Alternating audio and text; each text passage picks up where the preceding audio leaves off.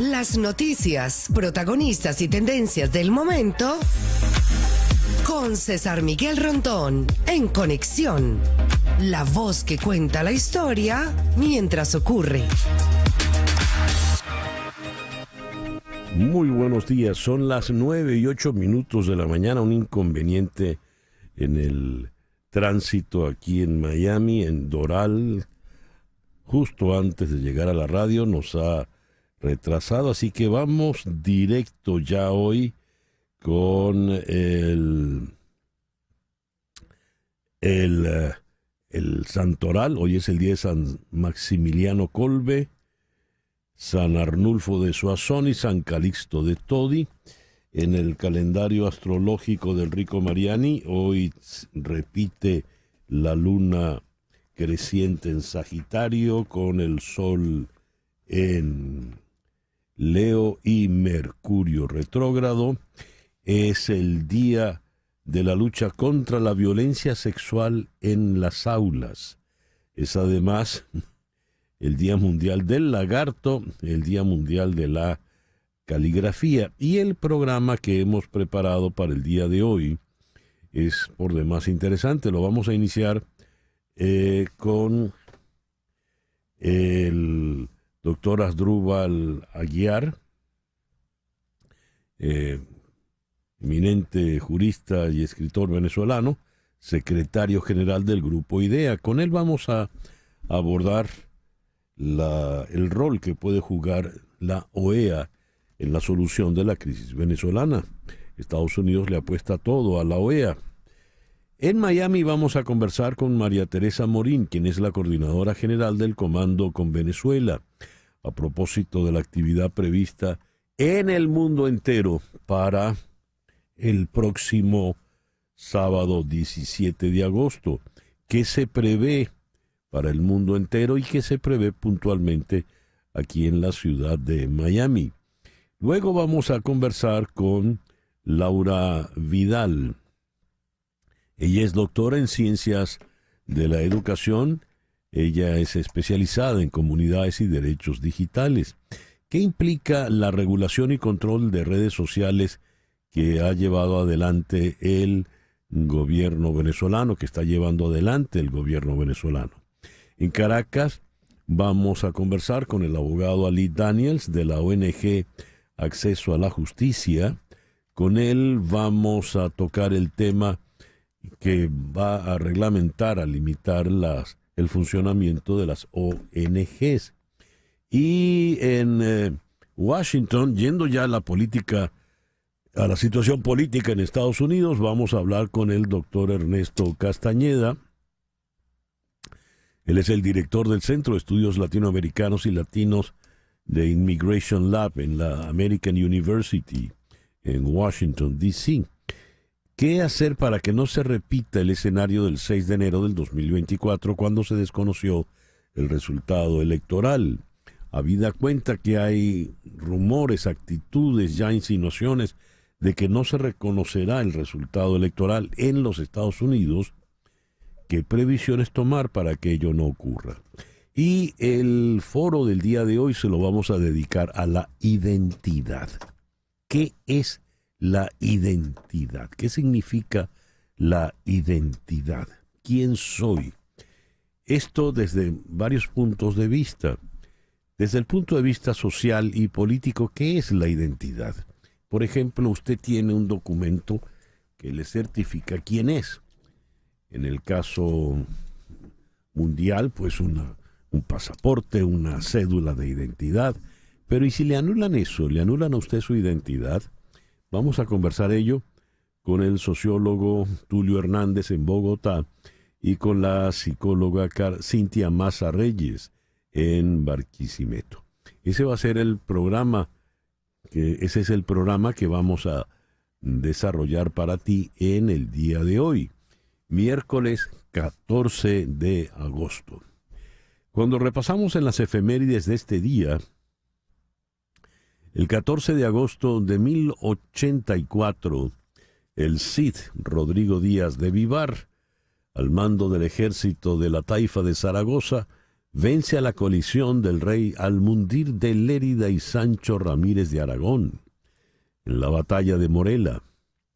El 14 de agosto de 1502, en Punta Casinas, en la bahía de Trujillo, en Honduras, se celebra la primera misa católica en tierra firme en continente americano. 14 de agosto de 1791 comienza en Bois Caimán la rebelión de los esclavos de Saint-Dominique, antigua colonia francesa, y esto culminaría 12 años después con la fundación de la República de Haití. El 14 de agosto de 1910 se inaugura el Canal de Panamá, que une en 8 kilómetros el Océano Pacífico y el Mar Caribe. El 14 de agosto del año 26 nació Margot Benacerraf, la gran directora de cine venezolana, ganadora en el Festival de Cannes. Ella falleció en mayo de este año a los 98 años. Hoy está cumpliendo 79 años Steve Martin. El 14 de agosto de 1956, a los 58 años, falleció el gran Bertolt Brecht en Berlín Oriental. Siguiendo en el mundo del teatro y la actuación, hoy cumple 63 años nuestra querida Alba Roversi, la eterna Ligielena. Hoy cumple 58 años Halle Berry. El 14 de agosto del año 2000, las autoridades británicas y francesas suspendieron todos los vuelos del Concorde tras la catástrofe que costó la vida a 113 personas 3 semanas antes. Lo curioso es que ese fue el único accidente que tuvo el Concorde, el avión supersónico comercial. Aquí hay algo curioso. El 14 de agosto del 2013, los empresarios y hermanos rusos Nikolai y Pavel Durov lanzan la plataforma de mensajería Telegram. Ese mismo día, el 14 de agosto del 2013, se inaugura el cabletren en Petare, llamado el cabletren bolivariano. Todos sabemos qué es de la vida de Telegram. Nadie sabe qué es de la vida del cabletren bolivariano en Petare. 14 de agosto del 2021, un terremoto de magnitud 7.2 golpea Haití. El número de muertos se estableció en 2.248, 329 desaparecidos y 12 heridos. El 14 de agosto de 1913 nació el famoso tenor italiano Ferruccio Tagliavini. El 14 de agosto de 1924 nació el gran director de orquesta francés Georges Petre, especializado, básicamente fue director de ópera. La habanera de Georges Bizet, de la ópera Carmen, en la voz de María Callas, dirigida precisamente por Georges Petre. Y el 14 de agosto de 1940, en la ciudad de Maracaibo, nació esta señora. La sin par, la única, Lila Morillo, irrepetible. El editorial con César Miguel Rondón. El artículo 294 de la Constitución Bolivariana de Venezuela establece que los órganos del poder electoral se rigen por los principios de independencia orgánica, autonomía funcional y presupuestaria, despartidización de los organismos electorales, imparcialidad y participación ciudadana, descentralización de la administración electoral, transparencia y celeridad del acto de votación y escrutinios. El artículo 1 de la Ley Orgánica del Poder Electoral deja claro que el ente comicial es una rama autónoma del poder público.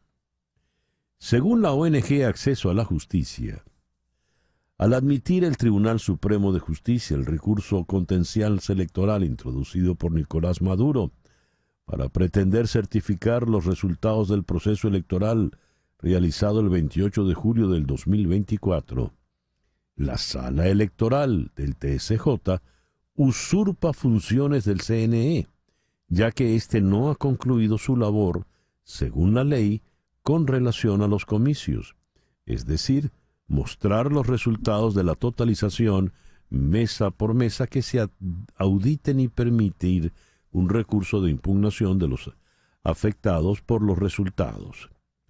Por lo tanto, hay que precisar que hasta que el Consejo Nacional Electoral no concluya con el proceso de totalización, adjudicación y proclamación del ganador de las elecciones presidenciales, el Tribunal Supremo de Justicia carece de jurisdicción. El artículo 138 dice: toda autoridad usurpada es ineficaz y sus actos son nulos. En otras palabras, lo que diga el Tribunal Supremo de Justicia con relación a las elecciones del pasado 28 de julio no tienen valor alguno, no tienen constitucionalmente valor alguno. Cuando la señora presidenta del Tribunal Supremo de Justicia, me disculpa porque no logro recordar su nombre, Carlislia, en fin, dice que sus decisiones son inapelables, está muy equivocada. Esas decisiones no es que no son inapelables, es que son nulas, no son válidas. El Consejo Nacional Electoral es el que debe hablar. Léase, el señor Elvis Amoroso, todavía 17 días después, con el retraso del caso, tiene que presentar las actas que ya todo el país conoce gracias a la oposición venezolana. 9:21 de la mañana, una pequeña pausa y ya regresamos con las noticias más importantes de este miércoles 14 de agosto del 2024. Y a las 9:24, a las 9:25 de la mañana, vamos con las noticias más importantes de este miércoles 14 de agosto. El panel de expertos electorales de Naciones Unidas dijo en un informe preliminar publicado anoche que la gestión de resultados de la autoridad electoral en Venezuela no cumplió con los requisitos básicos de transparencia e integridad esenciales para celebrar elecciones creíbles. No siguieron las disposiciones legales y no cumplieron con todos los plazos estipulados. En la experiencia del panel, el anuncio del resultado de una elección sin la publicación de sus detalles o la divulgación de resultados tabulados a los candidatos no tiene precedente en elecciones democráticas contemporáneas. Cita textual del informe preliminar publicado anoche. En sus conclusiones, el panel expuso que revisó una pequeña muestra de los documentos que actualmente son de dominio público, entre ellos las actas publicadas en línea por la oposición, y aseguró que exhiben todos los dispositivos de seguridad de los protocolos originales de los resultados. Esto sugiere que una medida de salvaguarda clave de transparencia estaría disponible como estaba previsto respecto a cualquier resultado publicado oficialmente. También cita textual para los expertos de Naciones Unidas. El reporte de 16 puntos expone que la transmisión electrónica de resultados funcionó bien inicialmente, pero se detuvo de manera brusca en las horas posteriores al cierre de las mesas de votación, sin que se proporcionara información o explicación alguna a los candidatos. El panel además indicó que el Consejo Nacional Electoral pospuso y canceló 3 auditorías postelectorales clave, incluyendo una sobre el sistema de comunicación, que podría haber arrojado luces sobre la ocurrencia de ataques externos contra la infraestructura de transmisión. El informe de Naciones Unidas, en conclusión, critica de manera severa el proceder del Consejo Nacional Electoral. El presidente del Parlamento venezolano, Jorge Rodríguez, dijo con relación a este informe: no tienen palabra, son una basura sin palabra. firmaron diciendo que el informe es privado y que solamente lo conocería el Poder Electoral de Venezuela y el secretario general de Naciones Unidas, pero hoy anuncian que lo harán público. Fin de la cita. Propuso Rodríguez reformar las leyes electorales para que en adelante, cito, nunca más ningún extranjero tome posición sobre los comicios del país. Fin de la cita. La líder opositora María Corina Machado denunció ayer que el dictador Nicolás Maduro busca convertir a los ciudadanos de las comunidades en enemigos unos de otros, mediante la figura de delatores, en alusión a los canales oficiales que promueven reportar a quienes protesten contra el resultado oficial de los comicios presidenciales, que dieron como ganador al régimen chavista de forma fraudulenta. Cito: quieren crear barreras en nuestras comunidades con esas denuncias que nos buscan convertir artificialmente en enemigos unos de otros. Quieren crear sapos, delatores, que traicionen a sus vecinos, al hermano con el que han vivido toda la vida, pero no lo van a lograr.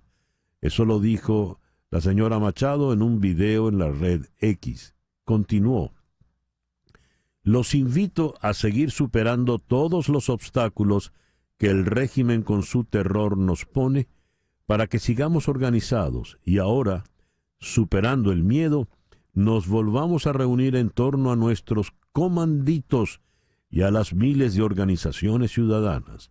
Fin de la cita.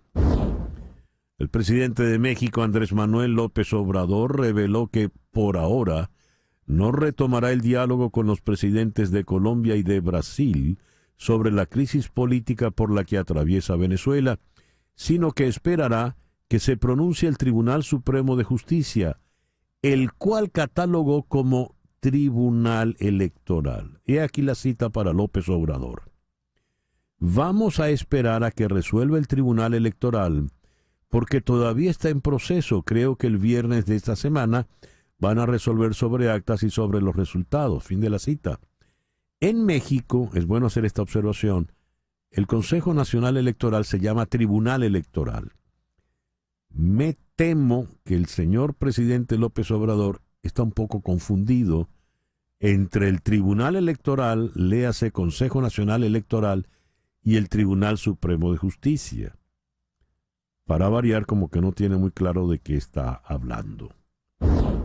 El expresidente Donald Trump sigue calificando de inconstitucional el ascenso de la vicepresidenta Kamala Harris a la cima de la lista demócrata y la acusa de participar en un golpe de Estado. Algunos de los críticos de Trump advierten que podría estar sentando las bases para cuestionar el resultado de las elecciones de 2024 si pierde por segunda vez. Los republicanos han reconocido que después de la votación del Comité Nacional Demócrata, ya no hay ninguna vía para impugnar la ubicación de Harris en las papeletas. Quedan 83 días para las elecciones. El expresidente Donald Trump tiene previsto pronunciarse sobre la economía hoy en Carolina del Norte. La región fronteriza rusa de Belgorod declaró hoy el estado de emergencia tras nuevos ataques de las fuerzas ucranianas, y Kiev se atribuyó el control de cientos de kilómetros cuadrados de territorio ruso tras su inusual incursión transfronteriza. Decenas de miles de rusos se han visto obligados a huir de sus hogares esta semana como resultado del avance de las tropas ucranianas en la región. Las autoridades regionales están pidiendo ahora al gobierno ruso que declare el estado de emergencia federal. La incursión, la primera vez que tropas extranjeras entran en territorio ruso desde la Segunda Guerra Mundial, es una gran vergüenza para el Kremlin. Dos importantes rutas humanitarias del sur de la Franja de Gaza son escenario de combates entre fuerzas israelíes y Hamás, según informó el ejército de Israel, mientras los civiles del enclave palestino se enfrentan a una crisis humanitaria sin precedentes. Además, Israel agradeció hoy miércoles a Estados Unidos la venta de un gran paquete de armamento militar por valor de $20.000 millones, incluidos 50 aviones de combate F-15 aprobados ayer, y porque ambos países se mantengan unidos en defensa del mundo libre. Cita textual. A las 9:33 de la mañana, vamos con nuestra primera entrevista del día de hoy. Vamos hasta Pompano Beach, aquí en la península de la Florida, donde está Asdrúbal Aguiar, jurista, escritor, secretario general del Grupo IDEA, que reúne a 37 exjefes de Estado iberoamericano. IDEA, Iniciativa Democrática de España y las Américas. Asdrúbal, muy buenos días. Muchísimas gracias por atendernos en la mañana de hoy. Fuerte abrazo para ti, César Miguel, y como siempre a tu orden. Asdrúbal, se habla de negociaciones en este momento.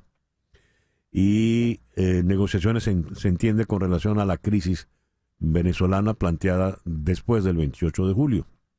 En esas negociaciones participan por una parte países como México, Brasil, Colombia, aunque ya el señor López Obrador ha dicho que no va a seguir conversando. Está por otra parte el concurso de Estados Unidos de manera directa, individual. Está por otra parte la gestión que pueda llevar adelante la Organización de Estados Americanos. Estados Unidos ha dicho que confía plenamente en el rol de la OEA. Sin embargo, habida cuenta que el gobierno de Maduro no quiere formar parte de la OEA y le ha dado la espalda, ¿qué tanto puede hacer la OEA en este momento? Bien, lo primero que debo decirte es lo siguiente, que la participación muy activa del gobierno de Brasil, el de México y el de Colombia, en este proceso ha sido más de acompañamiento de una de las partes que de facilitación de este proceso.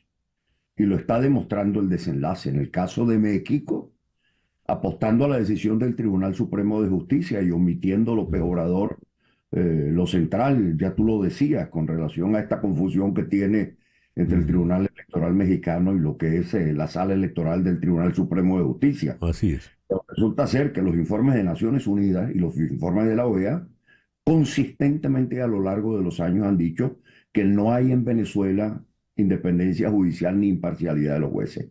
Y en segundo lugar, los informes que reposan en la Corte Penal Internacional señalan que hay colusión de los jueces y los fiscales del Ministerio Público en el cuadro de violaciones sistemáticas de derechos humanos que han ocurrido en nuestro país. Entonces, eso hay que tenerlo en consideración, porque en el fondo ellos han venido empujando el ferrocarril a hacer tratar de ver que esto es un fraude, que lo que hay que resolverlo mediante una conversación y eventualmente unas nuevas elecciones. Esto no es un fraude, César Miguel.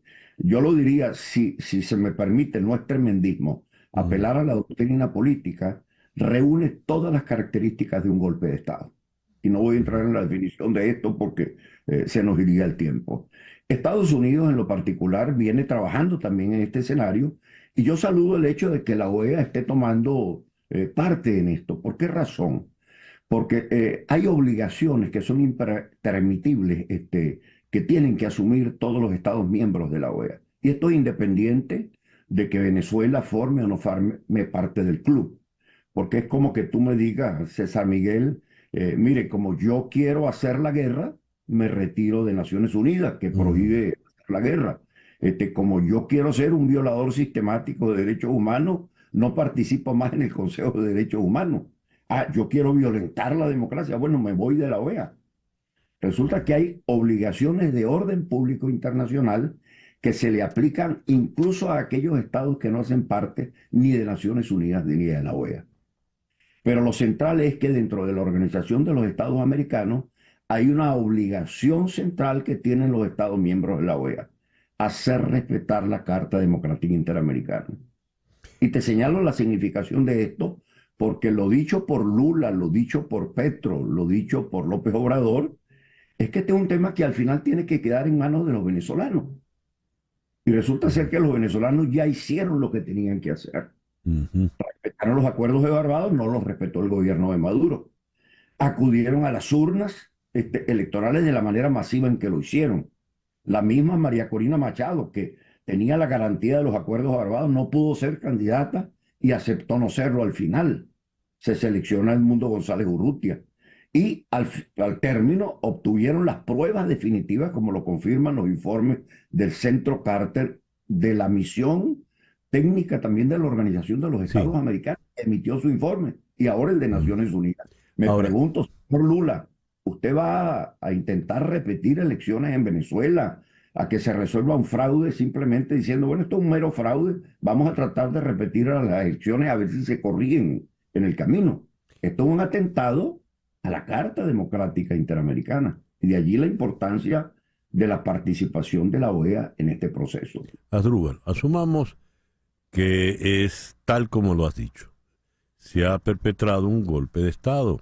Los venezolanos hicieron lo que tenían que hacer, ir a votar masivamente el 28 de julio y de manera abrumadora, casi humillante contra Nicolás Maduro, eligieron al señor Edmundo González Urrutia.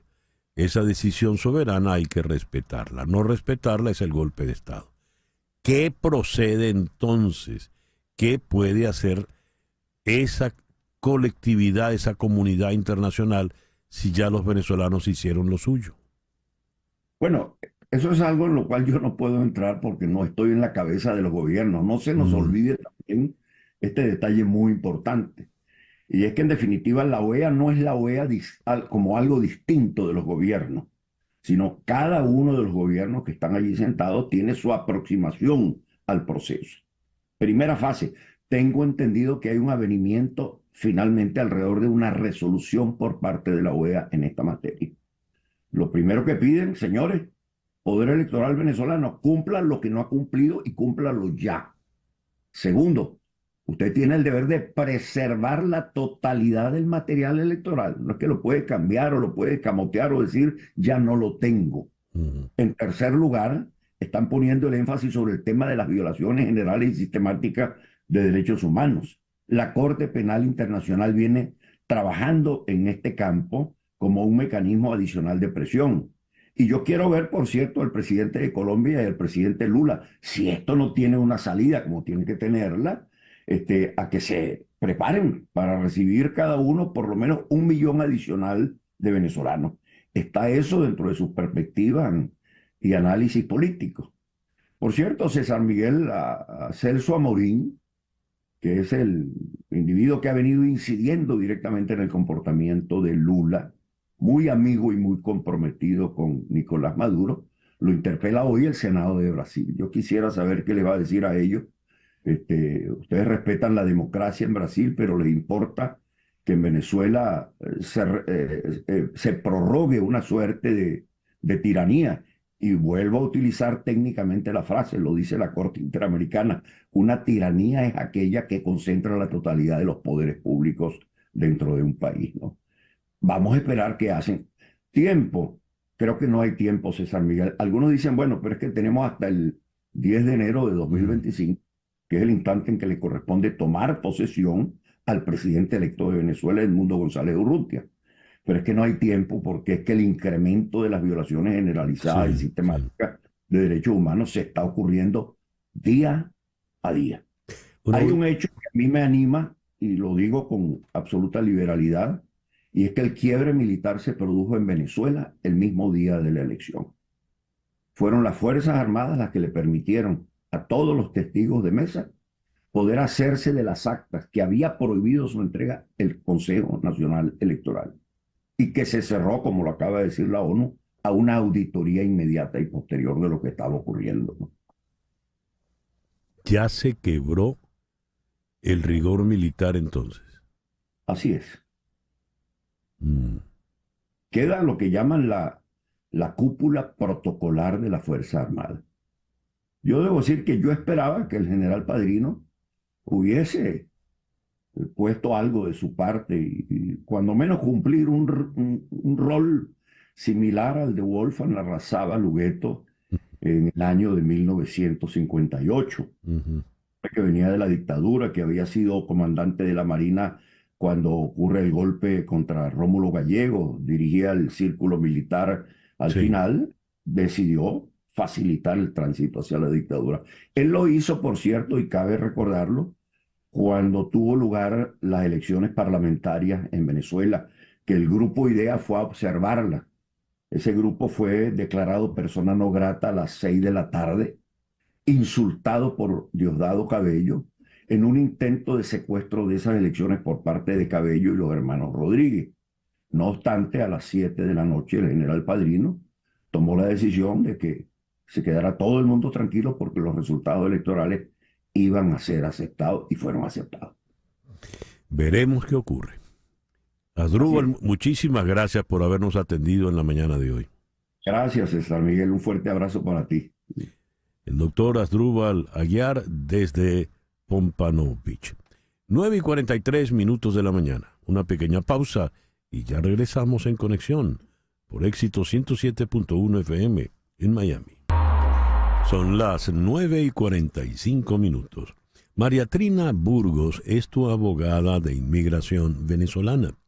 María Trina Burgos es una abogada venezolana que tiene más de 25 años de experiencia trabajando en temas migratorios en Estados Unidos. Ella está licenciada en los 50 estados de la Unión y en Puerto Rico, de manera que donde te encuentres en Estados Unidos, sea en California, en Chicago, en Nueva Orleans, en Nueva Jersey, Nueva York, en Florida, por supuesto, donde sea, ella va a atender tu caso. Anota su teléfono 305-468-0044. 305-468-0044. En la red X, @abogada Burgos. En el Instagram, María Trina Burgos, tu abogada de inmigración venezolana. 305-468-0044. 305-468-0044. Aquí en Miami está María Teresa Morín.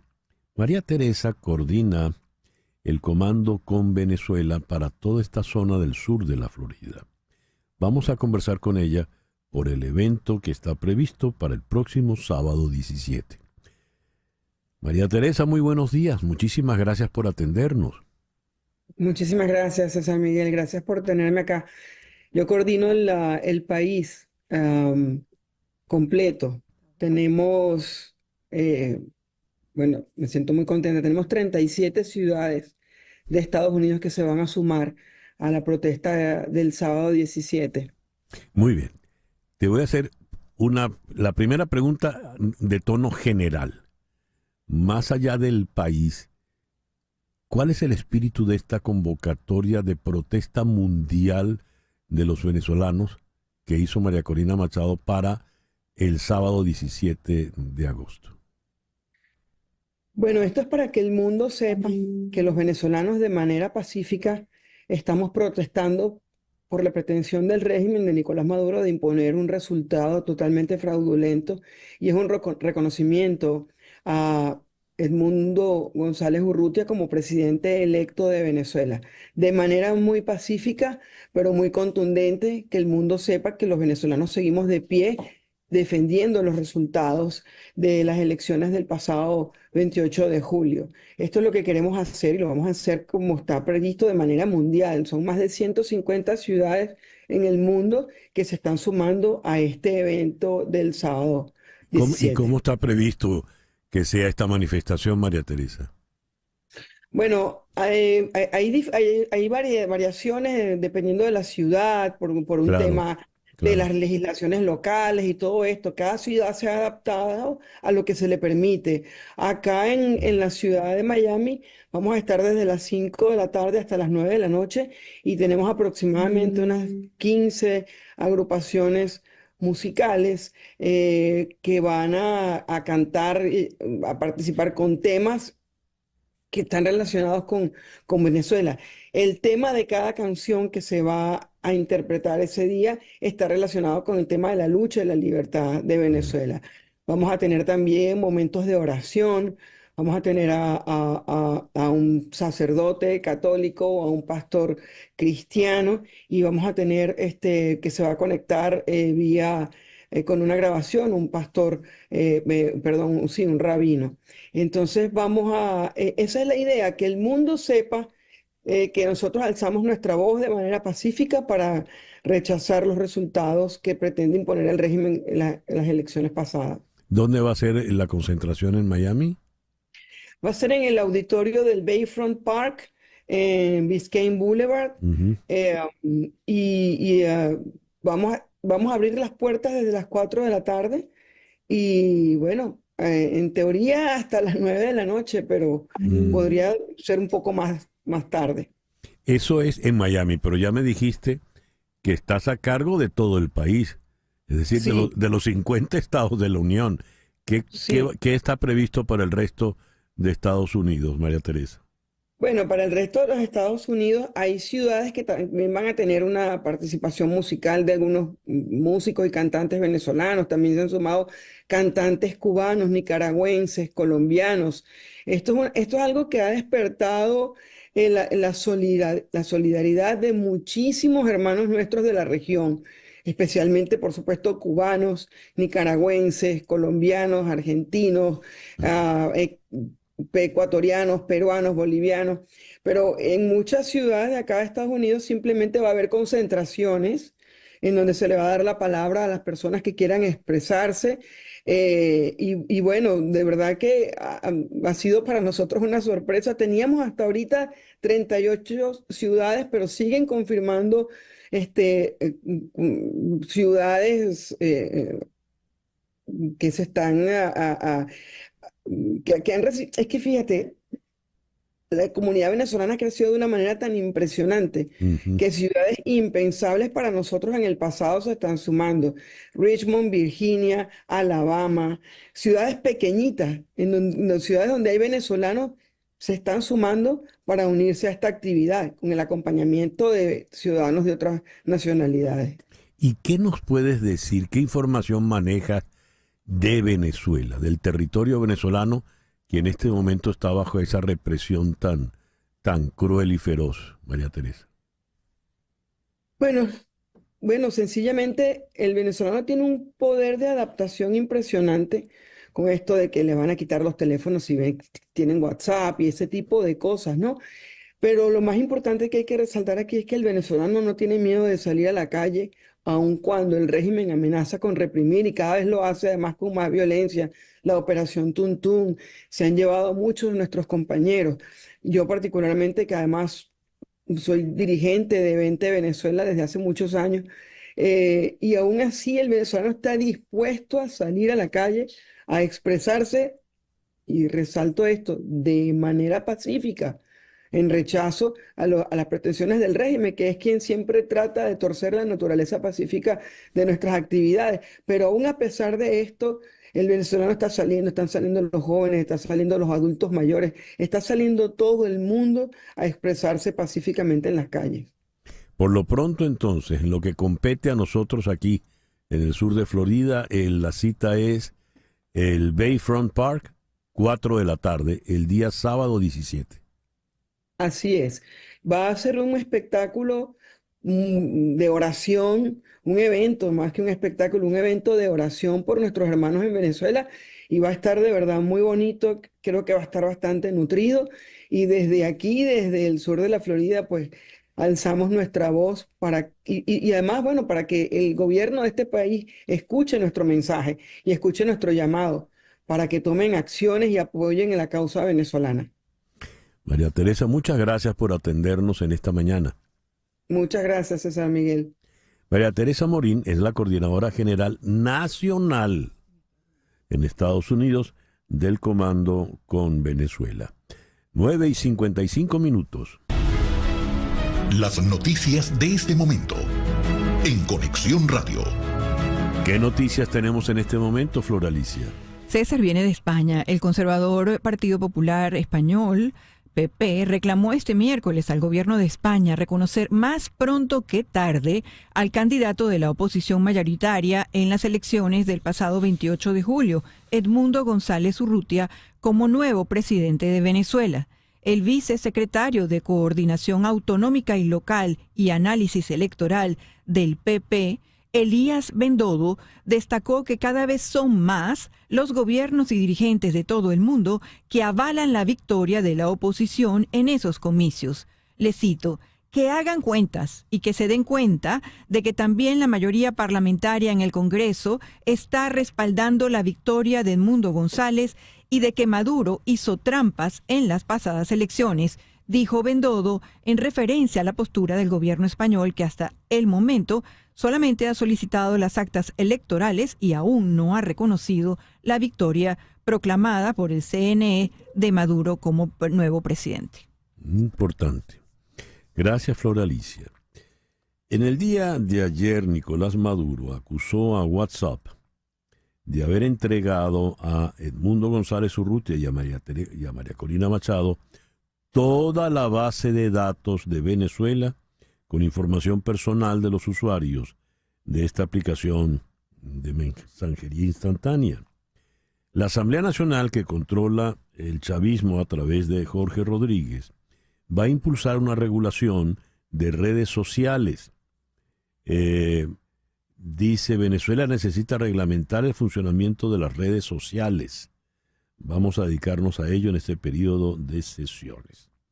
Vamos a revisar la ley contra el odio, además, para incorporar los elementos relacionados con la siembra de odio en redes sociales. ¿Es factible ese señalamiento, esa acusación que ha hecho Maduro con relación a WhatsApp, de que le entregó todos los datos a María Corina Machado y Edmundo González Urrutia? ¿Qué tanto puede hacer Jorge Rodríguez desde la Asamblea Nacional? Vamos a conversar con Laura Vidal. Laura es doctora en Ciencias de la Educación y es investigadora especializada en comunidades y derechos digitales. Es la editora regional para IFEX, que es una red de defensa de la libertad de expresión. Laura, muy buenos días. Muchísimas gracias por atendernos. Buenos días, gracias por la invitación. En primer lugar, ¿cuán factible es eso que dijo Maduro de WhatsApp? Generalmente se le acreditan a las herramientas digitales muchas cosas de las que ellas son más bien medios. WhatsApp es una herramienta más que una fuente por la que alguien pueda obtener un tipo de información muy, muy específica. La cosa con WhatsApp es que es una de las herramientas principales de comunicación en Venezuela y de venezolanos con el exterior también. Entonces permite un gran margen de oportunidad para organizarse. Entonces, culpar solamente a una aplicación de mensajería por los resultados de la organización de la oposición, no sé, sería un poco como culpar el teléfono porque la gente se ha comunicado. Realmente es una herramienta más que un actor en este sentido. Días atrás, muy desesperado y vehemente, había mandado al cipote. En realidad lo mandó al mismo cipote, pero con otras letras, ¿no? Con un nombre un poco más escatológico a WhatsApp. ¿Eso ha funcionado, Laura? Bueno, sería difícil ver hasta qué punto algo así puede funcionar porque WhatsApp es tan usado por la gente, es mucho más usado que mensajería telefónica. De nuevo, conecta también a muchísimas personas con familiares y amigos que están en el exterior. Realmente cortar con WhatsApp es sumamente complicado, incluso las comunicaciones dentro de personas que son afectas al gobierno o incluso entre sus mismos espacios también es muy utilizado. Cortar con WhatsApp realmente es muy complicado, pero estigmatizar el uso de WhatsApp ya sería otra cosa. Entonces, cuando el discurso empieza a culpar a WhatsApp de ciertas cosas, o digamos que se repita desde espacios gubernamentales que WhatsApp es la amenaza principal para el orden, ya digamos que eso crea no solamente una imagen con respecto a la aplicación, sino también a su uso. Entonces, algunas personas que pudiesen, cosa que pasa mucho con las autoridades, que revisen el teléfono y vean WhatsApp, ya puede ser un elemento de sospecha.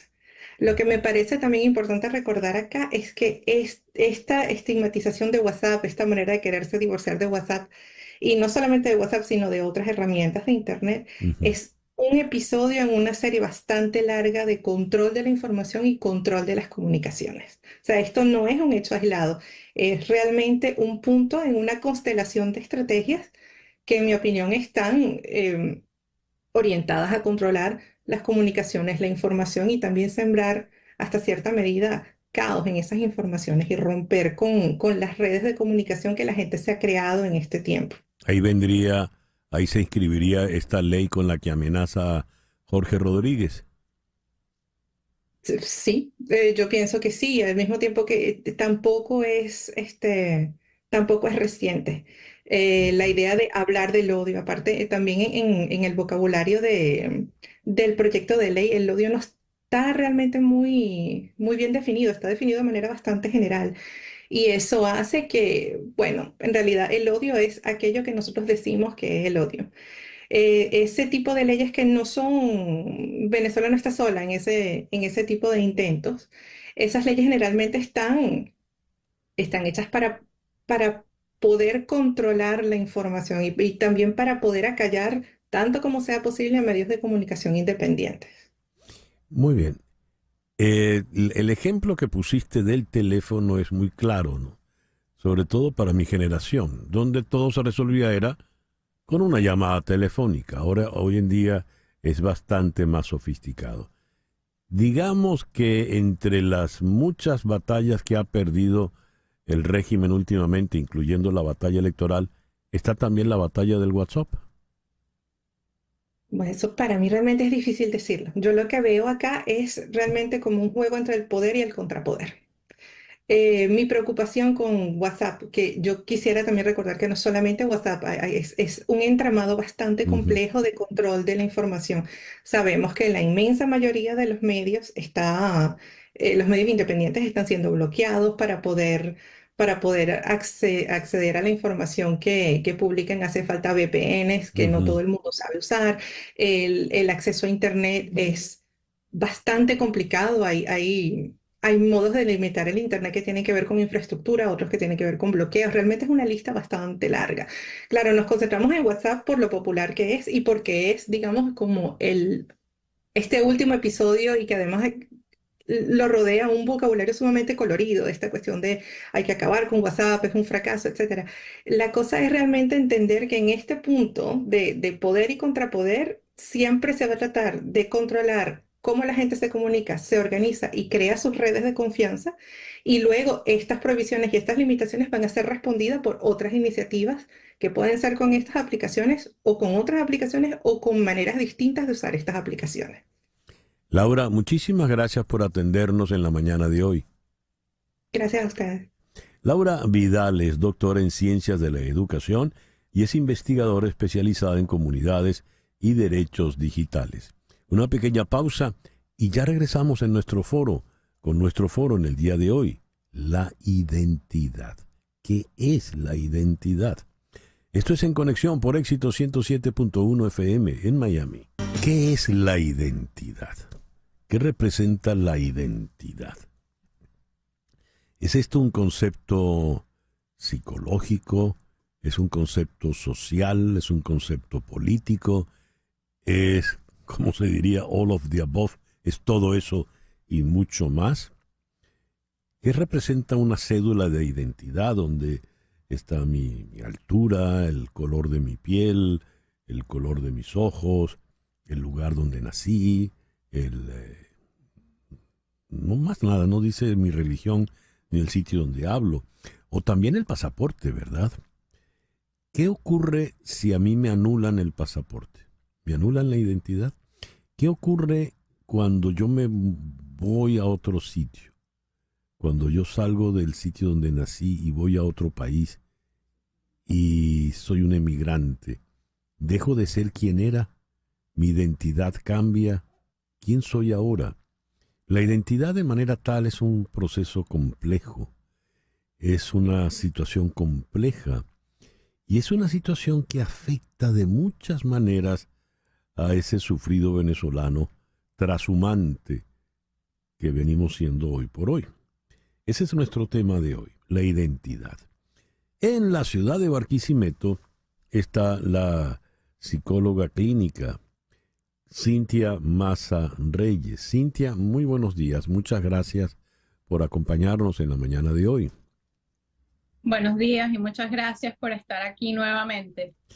Y en la ciudad de Bogotá está el destacado sociólogo, ensayista y escritor, editor, promotor cultural, en fin, Tulio Hernández. Tulio, muy buenos días. Muchísimas gracias por acompañarnos en esta mañana. Buenos días, un gran saludo. Muy bien. A ver, no es gratuito que hayamos convocado para esta conversación, para este foro, por ejemplo, a una psicóloga y a un sociólogo, ¿verdad? Comencemos con la psicóloga. ¿Qué es la identidad, Cintia? Mira, la identidad es lo que me define quién soy, pero además es un concepto que es dinámico a lo largo de la vida, que tiene unos aspectos nucleares que van a permanecer, pero muchos otros que van a variar a lo largo de distintas etapas y momentos por los que pasa el ser humano. ¿Y qué nos dice el sociólogo Tulio Hernández? ¿Qué es la identidad, Tulio? Bueno, es un concepto muy difícil porque generalmente va acompañado de algún adjetivo. Por ejemplo, identidad nacional, identidad cultural. Y hubo una época en que eso fue un gran debate. Uh-huh. Pero hoy en día se acepta la idea de identidades múltiples. Es decir, aquella idea ortodoxa de que había una sola identidad nacional o que las personas tenían una sola identidad social, hoy se asume que la gente puede vivir identidades múltiples, incluso identidades nacionales múltiples, que es lo que yo creo que le está ocurriendo hoy a los venezolanos. ¿Para qué sirve la identidad, Silvia? La identidad sirve, uno, para generar un autoconcepto propio y dos, también para hacernos parte de un grupo social, de un grupo nacional, pero también la identidad nos va a permitir diferenciarnos del otro. Entonces, hay un concepto personal de que me dice quién soy yo, pero también quién soy yo en relación al otro, de forma igualitaria o distinta. Cuando Tulio dice identidades múltiples con relación a una misma nacionalidad, ¿de qué estás hablando, Tulio? Bueno, como tenemos el tema venezolano hoy, pero como fuimos un país de emigrantes, nosotros podemos, por ejemplo, vivimos juntos con personas que eran venezolanas, pero que no dejaban de ser, por ejemplo, italianas, catalanas, portugueses. Uh-huh. Y de hecho, esa cantidad de clubes que había en Venezuela de orígenes, trataban las familias de mantener la cohesión y esa definición de lo que te define frente al otro, pues eras un venezolano, pero mantenías, por ejemplo, era muy normal que dentro del hogar se hablara, por ejemplo, en italiano, que tú formaras parte de un club italiano y que además fueras un elector de la representación italiana. Pero hay otras identidades múltiples. Tú puedes ser, por ejemplo, tener una identidad de género. Eso también es una identidad. Pero hoy en día esas identidades han estallado porque puedes tener varias identidades. Entonces, esto es lo interesante de lo que decía decías antes, de un concepto muy dinámico. Y una de las cosas que les está pasando a los venezolanos, o que nos está pasando en este momento, es eso. Por ejemplo, vives en Colombia, eres venezolano, pero tus hijos empiezan a hablar con acento y con frases colombianas. Y lo confieso, me he sorprendido alegrándome y casi saltando por un gol de la Selección Nacional de Colombia después de tener... Y hay otro tema que es el surgimiento de una identidad, yo no lo he estudiado seriamente, pero lo intuyo, de una identidad nueva, y es la de una manera de ser venezolano sin territorio. Es decir, de esos 9 millones o casi 9 millones que estamos afuera, entre muchos se está creando, lo he conversado, la sensación de no pertenecer exactamente, no ser igual al venezolano que se quedó, pero seguir manteniendo rasgos básicos de identidad mezclados con los de los países a donde estamos viviendo, y con una sensación de comunidad con los que están igual que nosotros. Es decir, una especie de patria sin territorio. Ajá. Cintia, mencionaste la noción de pertenencia. La identidad me da pertenencia, ¿verdad? Todos tenemos una cédula de identidad venezolana, cuyo nombre sabemos de memoria todos. Muy bien. El doctor Tulio Hernández acaba de hacer alusión a un venezolano que por lo visto podría tener derecho o la necesidad de otro tipo de cédula. Manejando el concepto de pertenencia que dibujaste primero, si compartes lo que dice Tulio, ¿cuál es esa nueva identidad, esa nueva pertenencia de ese venezolano desterrado de hoy? La nueva identidad del venezolano desterrado de hoy día es muy compleja, porque para poder generarla tiene que pasar por el duelo migratorio, que lleva por lo menos 7 duelos implícitos, en los que hay que elaborar de alguna forma la renuncia o la pérdida de la parte de la cultura, del idioma, de nuestros paisajes, de la idiosincrasia como tal, de lo que es vivir dentro del territorio venezolano.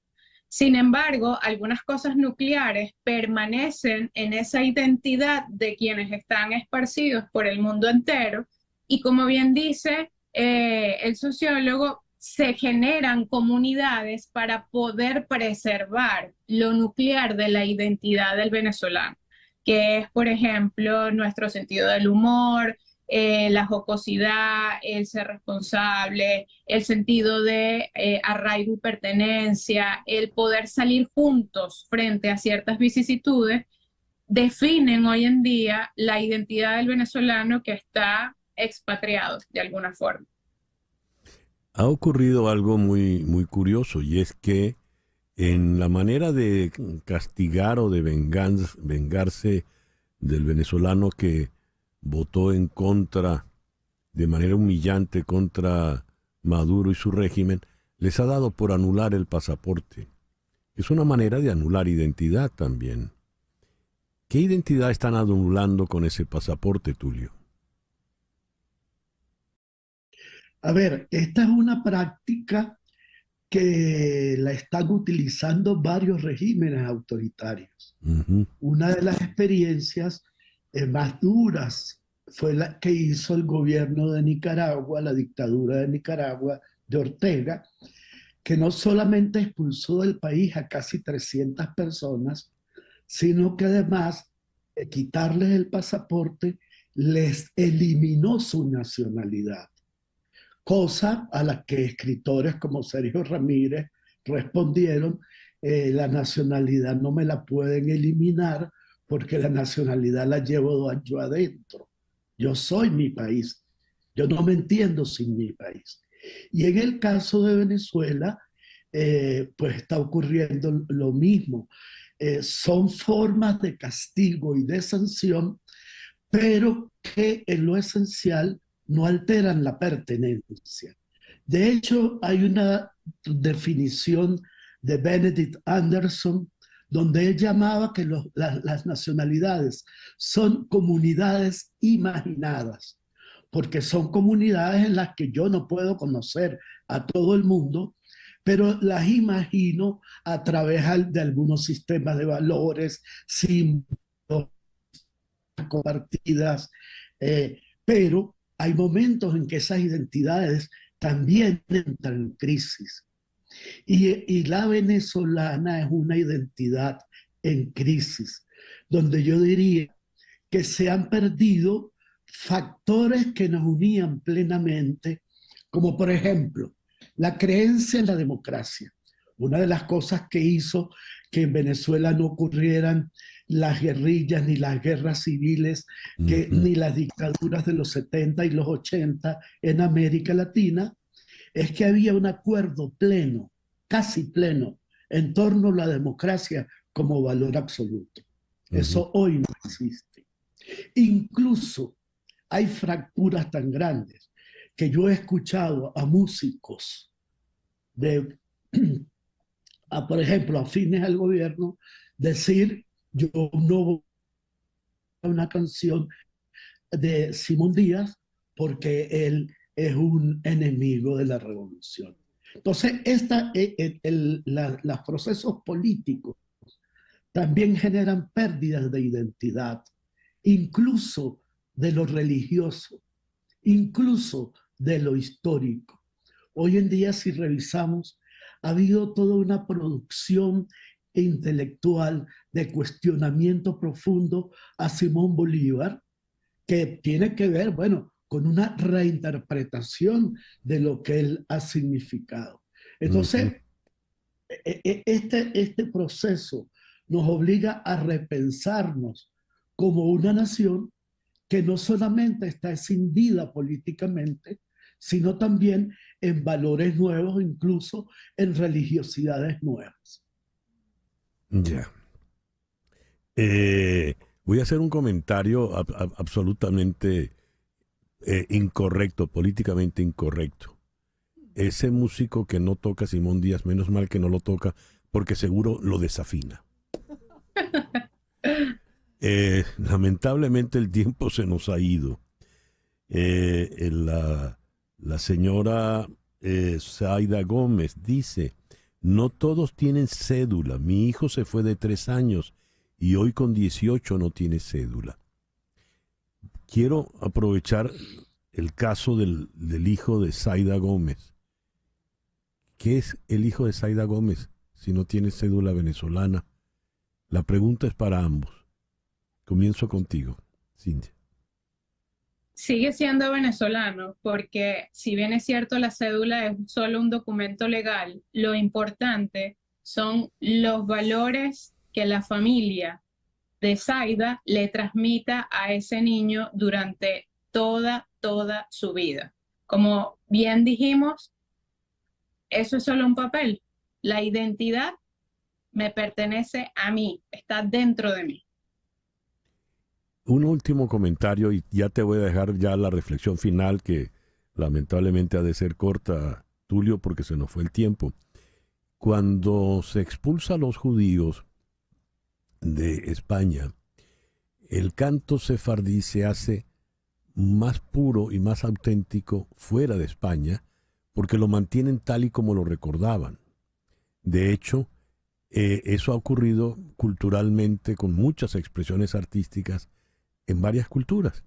El que se fue habla la lengua más pura, más perfecta, o el canto más auténtico, porque es el que recordó. No está sometido a los cambios de la cotidianidad del sitio del origen. ¿Qué características va teniendo y tendrá esa Venezuela inmensa? 9 millones de venezolanos sin tierra. Tulio. Bueno, ahí va a haber una cosa muy híbrida. Va a haber efectivamente quienes conservan. Por ejemplo, yo tengo una hermana que se fue muy joven a Estados Unidos y ella habla un español andino de los años 50. Ella se cuenta porque su tía con quien se fue habla, ella es como un museo. Ella dice la cátedra, por ejemplo. Sí, sí. Zarandajo, por ejemplo. Bombo, cosas que ya nadie dice en el Táchira. Pero a la vez está surgiendo un fenómeno de los hijos venezolanos creados en Estados Unidos, Alemania, Italia, que hablan muy poco español, que los padres sufren para que ellos hablen español.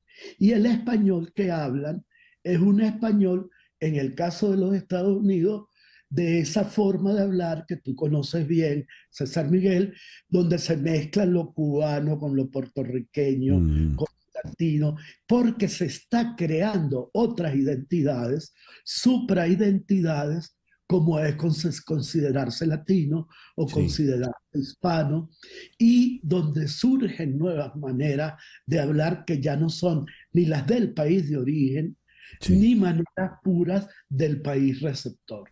Entonces, hay que prepararse. Aquí hay gente que se molesta con los hijos porque hablan en acento colombiano, pero el niño tiene que adaptarse al colegio y tiene que utilizar las palabras locales, incluso la síntesis y la gramática local. Entonces, vamos a prepararnos para tener una venezolanidad híbrida, múltiple y de identidades nuevas. Así es. Tengo una gran amiga venezolana de origen vasco, abogada, que cuando iba a pelear con su papá se burlaba del papá y le imitaba hablando ensetado español vasco, porque ella no hablaba así. Muchísimas gracias, Cintia Maza Reyes, psicóloga en Barquisimeto. Gracias, Cintia. Muchas gracias a ustedes, fue grato compartir. Y a Tulio Hernández, sociólogo en Bogotá. Gracias, Tulio. Gracias, César Miguel, y gracias a los oyentes. Gracias a ustedes. 10:25, una pequeña pausa y ya regresamos en Conexión.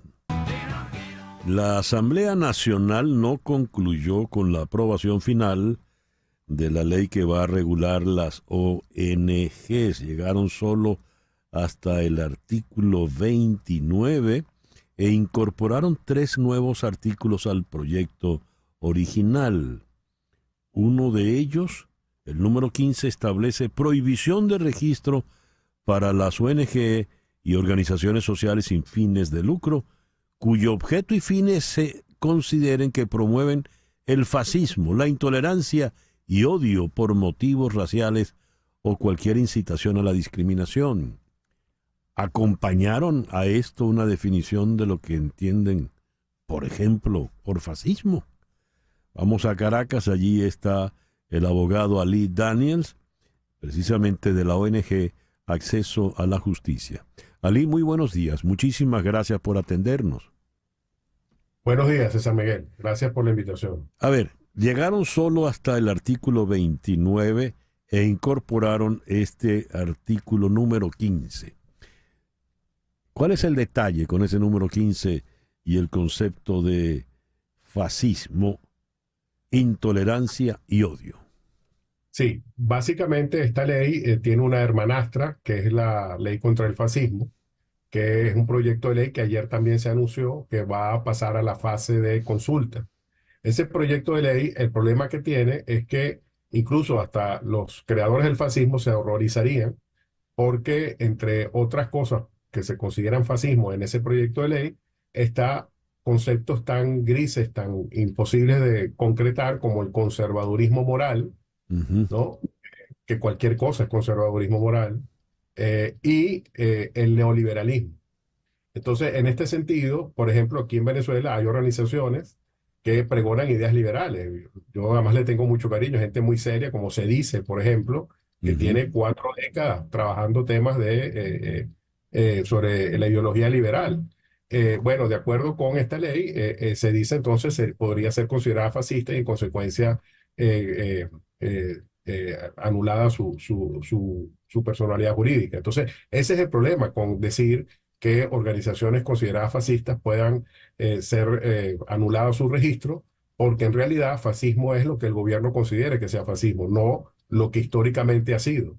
Entonces, ese es el problema. Se está desnaturalizando la figura del fascismo para convertirla en una nueva ley contra el odio. No les basta la ley contra el odio y ahora agregan la ley contra el fascismo con estos supuestos que además tienen implicaciones muy graves. Porque, por ejemplo, al hablar públicamente de ideas que se consideren fascistas, en este caso, por ejemplo, ideas liberales o ideas conservadoras, lleva una pena de 8 a 12 años. O sea, no estamos hablando de poca cosa. Es decir, se está condenando la libertad de expresión a partir de la aprobación de la ley contra el fascismo, y ahora en la ley contra las ONG se está incorporando, porque al final estas dos leyes, la ley contra el fascismo y la ley contra las ONG, tienen el mismo ADN, que es un ADN represivo dentro de esta ola terrible que estamos viviendo en Venezuela, donde parece que al gobierno no le parecen suficientes las medidas que ha tomado de miedo contra la población, sino que ahora incorpora nuevas. A ver,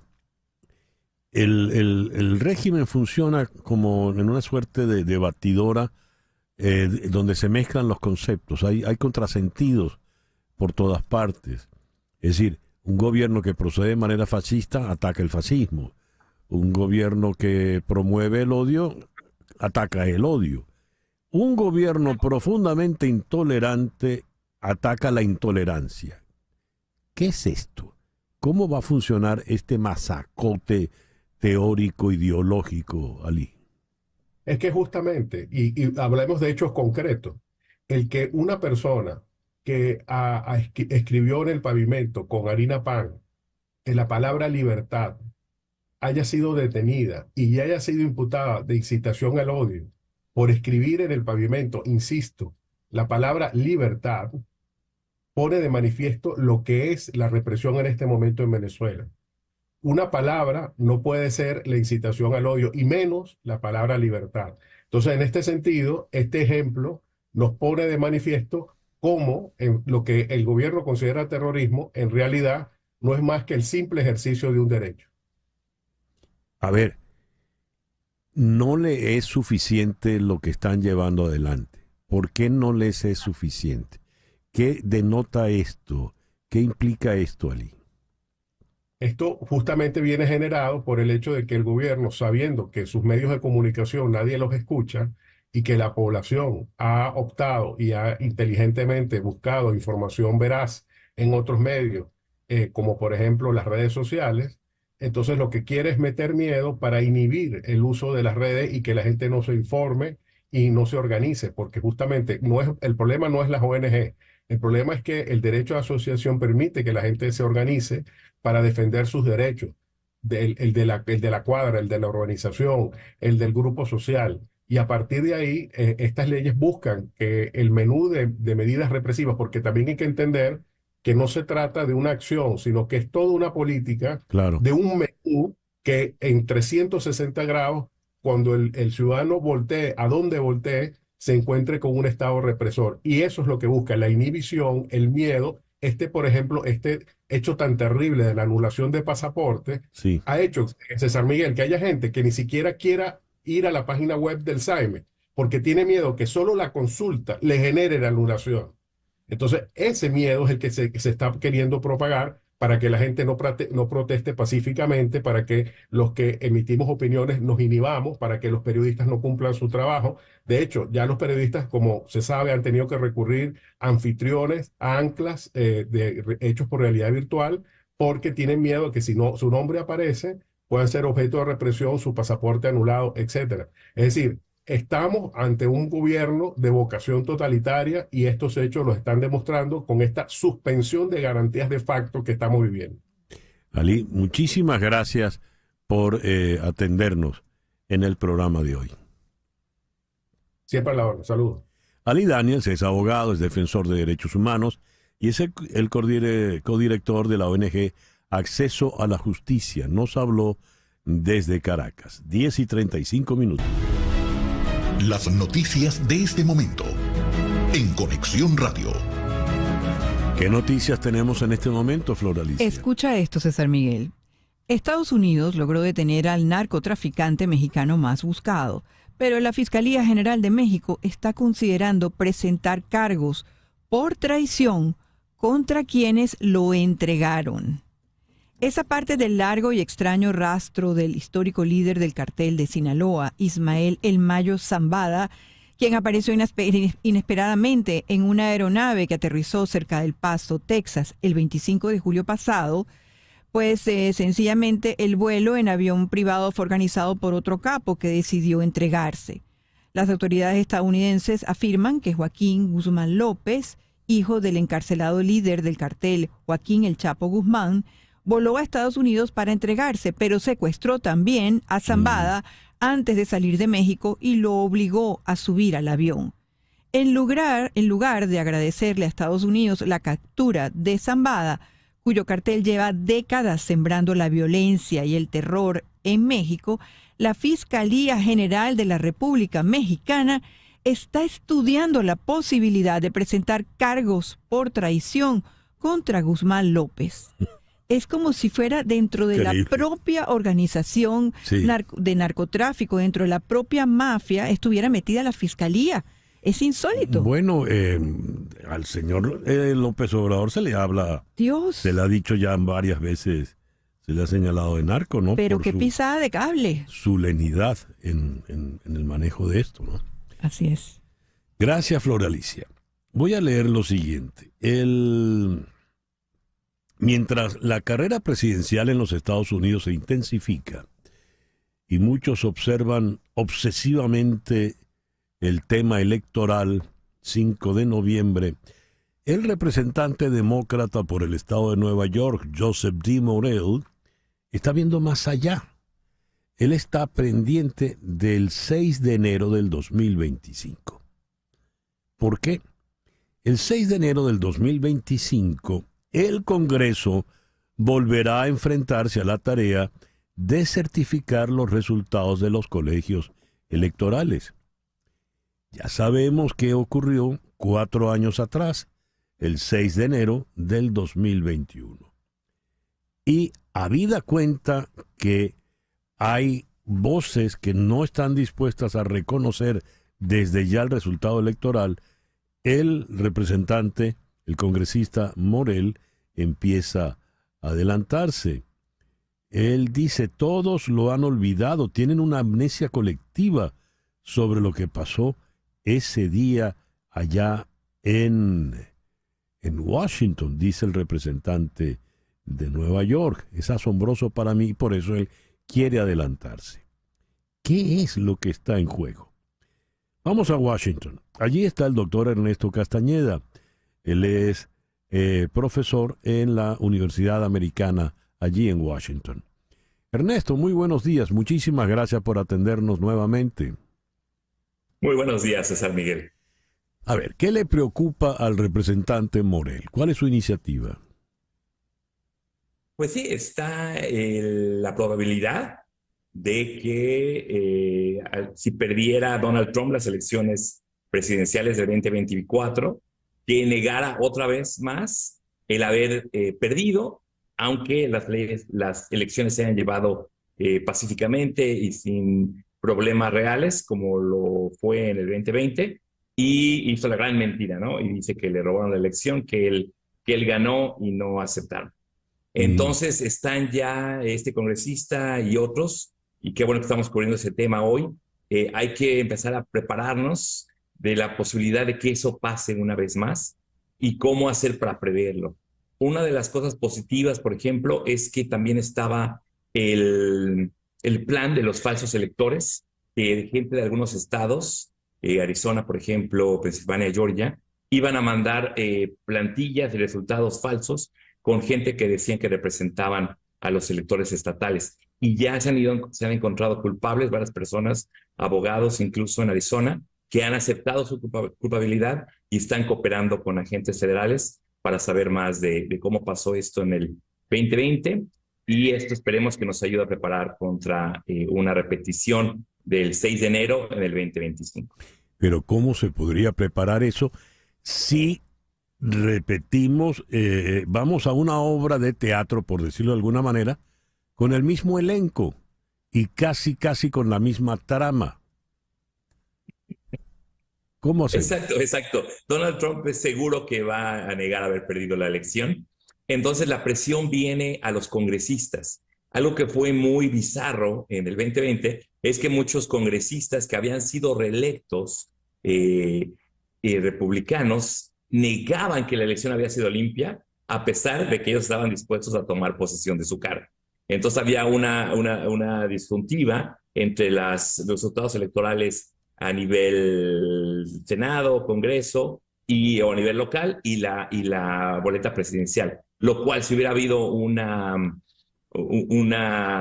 falsificación de votos, eso hubiera pasado a nivel mucho más generalizado. Entonces ahora lo que se busca es que por adelantado los congresistas republicanos se comprometan a decir que van a certificar la elección de por adelantado, pero la respuesta de ellos es que no saben y que no pueden, porque si hubieran grandes atropellos, ellos no podrían certificarla. Entonces, exacto, estamos viendo la misma situación, y lo que puede ser diferente es que haya mucho más seguridad en el Capitolio, van a haber, yo creo, mucho más control para ver quién se acerca al perímetro, para evitar que los elementos de la fuerza sean sobrellevados como pasó en el 2020. Pero aquí estamos hablando de dos cosas distintas, Ernesto. Una es el hecho violento, un hecho de orden público, ¿verdad? Para el cual no se tomaron previsiones o se les fue de las manos. Y otra es el hecho político, jurídico, constitucional. En democracia, si yo como aspirante a un cargo de elección popular me someto a la votación, yo he de aceptar el resultado de la votación, gane o pierda. Y es allí donde estaría el verdadero problema, ¿no? Así es totalmente. Y muchos periodistas han preguntado a Trump, incluso a la gente que estaban como finalistas para vicepresidente, si aceptarían las elecciones. Como bien dice San Miguel, si uno participa en el juego democrático de manera limpia, uno se debe acatar a los resultados de las elecciones. Y algo muy antidemocrático, totalitario, los republicanos se han negado a aceptar esto por adelantado. Si hubiera otros debates entre Kamala Harris y Donald Trump, probablemente sea una pregunta que los periodistas, los moderadores traigan, e igual probablemente Trump se va a negar a aceptarlo. Entonces cae esto de nuevo en el proceso de la certificación, que es un proceso que antes era muy procedural, muy burocrático nada más, que se daba en el Congreso. Lo preocupante es que en el pasado hubieron muchos congresistas que pusieron en duda la elección y se negaron a certificarla. Sin embargo, si Trump pierde, este sería su final político a nivel de candidato presidencial, y ya sería muy grande para estar en las elecciones de nuevo. Entonces, eso podría darle más espacio a los congresistas republicanos para tomar distancia y certificar la elección de manera más fácil. Claro, hay una circunstancia acá muy curiosa. Yo no sé nada de esto, no soy abogado, ni mucho menos, pero el 6 de enero del 2021, todo recayó en la figura del señor Mike Pence, en ese momento vicepresidente de la Nación, y en tanto vicepresidente, presidente del Senado, ¿verdad? Quien era el que tenía que tomar la decisión de la certificación. Donald Trump le ordena que no certifique la victoria, y es cuando viene la gran sublevación de Mike Pence y le dice: no señor, yo tengo que reconocer que él ganó. En este caso, ese rol recaería sobre la señora Kamala Harris. ¿Qué ocurre allí, Ernesto? Así es. Es una situación diferente en el sentido de que el partido en el poder es diferente. Trump en el 2021 era el presidente en turno, tenía su vicepresidente que tenía un rol para romper el empate en el Senado, y afortunadamente Mike Pence se negó y eso hizo que la parte legal procediera de manera ordenada. Entonces era un tipo de autogolpe porque era la gente en el poder queriéndose seguir quedando en el poder y negar la elección popular democrática. Estuve muy cerca de tener ese autogolpe y Mike Pence y otros ayudaron a que ese no fuera el caso y que afortunadamente no hubieron muertes. Ahora, como bien decías, Kamala Harris estaría en ese rol y Biden como presidente. Ellos aceptarían, aunque perdieran, ellos han dicho que ellos aceptarían la transición de poder de manera pacífica, entonces eso también sería diferente. En todo caso, por lo visto, el problema es si pierde Donald Trump nuevamente. Sí, porque si ganan, Kamala Harris no va a querer parar el proceso y revertir, y hacer una gran mentira. Hay muy poca probabilidad de que eso pasara. Ya. Ernesto, muchísimas gracias por atendernos en la mañana de hoy. Un placer, César Miguel. Buen día a ti y a tu auditorio. Ernesto Castañeda es doctor. Él es profesor en la American University, allí en la ciudad de Washington. Dirige el Centro de Estudios Latinoamericanos y el Immigration Lab. 10:47 de la mañana, una pequeña pausa y ya regresamos en Conexión por Éxitos 107.1 FM en Miami. Esta noche a las 9, una nueva emisión de Análisis Semanal. En esta oportunidad lo conduce Carlos Acosta, acompañado de Poseta Nuevo País. Hablarán sobre negociación, transición y represión en Venezuela. Esta noche a las 9 en una nueva emisión de Análisis Semanal. Hoy con Carlos Acosta. Y Carlos Acosta está todas las mañanas en vivo, de lunes a viernes a las 7 por la mañana. A las 8 de la noche, de lunes a viernes, también en vivo, Carla Angola con La Última. Todo esto por TVV Network. Minutos de la mañana. Las noticias de este momento en Conexión Radio. Ya para cerrar, ¿qué noticias tenemos, Flor Alicia? Bueno, César, el presidente brasileño Luis Ignacio Lula da Silva afirmó este miércoles que el Mercosur está listo para firmar el acuerdo comercial que se discute desde 1999 con la Unión Europea y que ahora todo depende del bloque comunitario. En el Mercosur, dijo, ya decidimos lo que queremos y le fue comunicado a la Unión Europea, por lo que ahora todo depende de ellos, declaró el mandatario en un foro celebrado en la Confederación Nacional de Industria, CNI. Lula aludió a las dudas manifestadas por el presidente francés Emmanuel Macron, quien considera que los términos del acuerdo son obsoletos, entre otras razones, porque no contempla medidas de protección al medio ambiente y combate a las crisis climáticas. Que la Unión Europea se entienda con Francia, dijo Lula, pero en el Mercosur estamos listos y estamos dispuestos a firmar. Bueno, muchísimas gracias, Flor Alicia. Ya son las 10:52 de la mañana.